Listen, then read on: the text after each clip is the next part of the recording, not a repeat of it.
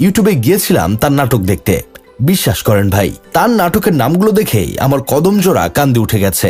প্রবাসী বিআই, টোকাই বয়ফ্রেন্ড, ফাও ভাড়াটিয়া, জায়গায় কট, বস যখন বয়ফ্রেন্ড, বয়ফ্রেন্ড যখন বয়রা, পাশের বাসার ছেলেটি, গ্রামের চাচাতো ভাই, গ্রামের ছেলে, বেহুশ পার্টি, পাহাড়ে বিয়ে, জঙ্গলে বিয়ে, মেন্টাল জামাই।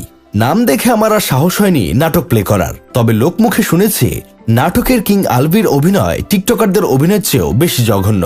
এইসব দেখে আমার বন্ধু কেরামত বলতেছে, বাংলা নাটকের কিং কুইন যদি হয় আলবি তিথি, তাহলে বাংলা নাটকের বাদশাহ শাহজাদি হলো নিলয় আলমগীর ও হিমি। কাগজে কলমে নিলয় তাসনুয়া রীতিকে বিয়ে করলেও নাটকে সবসময় দেখি হিমিকে বিয়ে করে। না জানি কবে আলভি আর ইকরার কাহিনী এদের মধ্যেও ঘটে।